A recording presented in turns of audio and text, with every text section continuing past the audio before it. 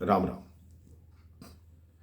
जैसा कि पिछले प्रसंग में मैं आपको बता रहा था किस तरह रावण स्वयं युद्ध में आ गया और प्रभु श्री राम उसके समक्ष आए। दोनों में वार्ता आरंभ हुई। प्रभु श्री राम ने कहा, इस समय जो तुम स्वयं युद्ध लड़ने आ गए हो, इसका अर्थ है तुम्हें अपने सैन्य बल पर भरोसा नहीं है। यही होती है दुर्दशा। रावण कहता, हे बनवासी, बातें मत बना और युद्ध कर। ऐसे बातों से तू युद्ध से बचने की सोचता है।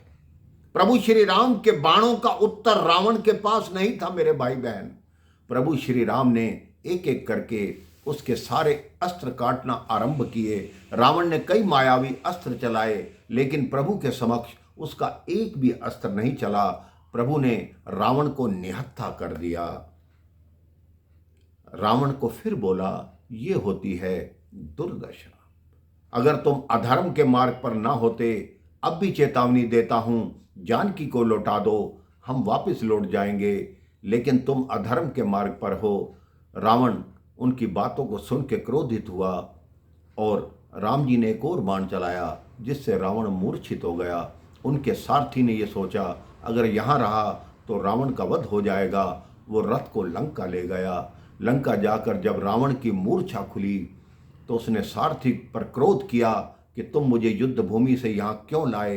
सारथी ने कहा, क्योंकि आप मूर्छित हो गए थे। अगर वहीं रहते तो आपका वो वध कर देते। आपकी सुरक्षा के लिए ही मैं आपको लंका में वापस लौटा कर आया हूं।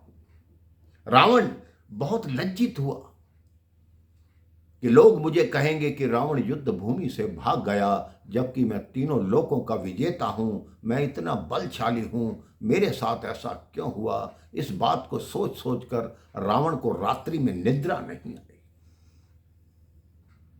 कई शास्त्र एक कथा और बताते हैं। जो भी गुप्तचर आके रावण को पूछता, रावण उनसे पूछता कि आज युद्ध भूमि से क्या समाचार है। सब कहते, हमारी सेना का विनाश होता जा रहा है। रावण ने कहा, ऐसे कौन सा बलशाली योद्धा हैं जो हमारी सेना का विनाश करते जा रहे हैं। गुप्तचर बताते हैं, वही वानर है महाराज जो लंका जलाकर गया था। वो अपनी पूंछ में लपेट लपेट कर मारता है सबको। तो रावण को अपनी मूंछ से बहुत प्यार था और हनुमान जी की पूंछ से बहुत ईर्ष्या थी।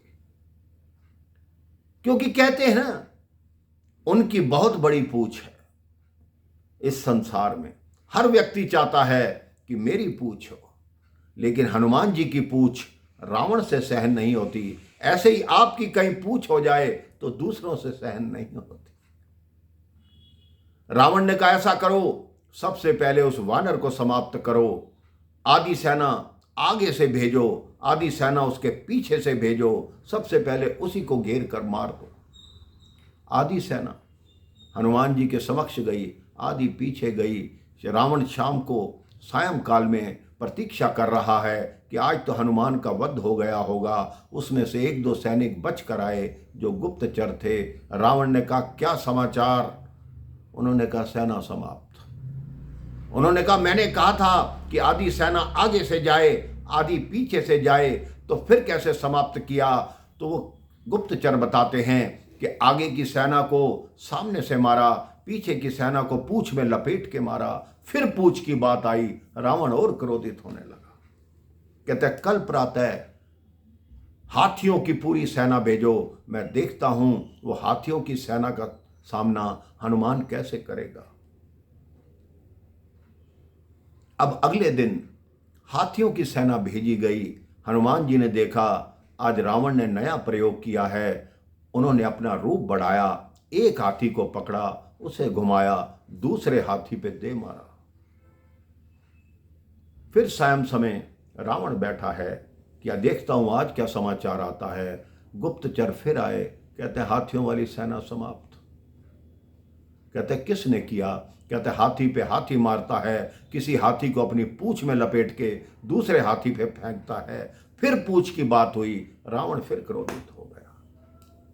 इसके पश्चात रावण ने निर्णय लिया कि अब अमर सेना को भेजो।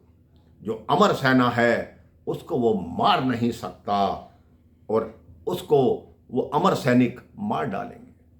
अगले दिन प्रातः अमर सेना भेजी गई।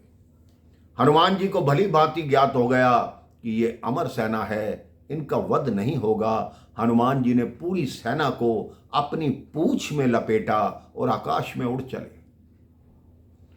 वो अमर सैनिक बोलते, हमें कहां ले जा रहे हो? हनुमान जी कहते हैं, फिक्र मत करो, तुम तो अमर हो, मरोगे नहीं। वो कहता है, मरेंगे नहीं। अगर हमें यहां से तुमने नीचे फेंक दिया तो सारी उम्र हमारी हड्डियां टूट जाएंगी, हम बिस्तर पर रहेंगे, तो बताओ क्या करें। हनुमान जी ने उनको गुरुत्वाकर्षण से ऊपर जाकर छोड़ दिया कि तुम अमर हो, अमर बने रहो, अब यहीं घूमते रहो। हनुमान जी फिर लौट आए।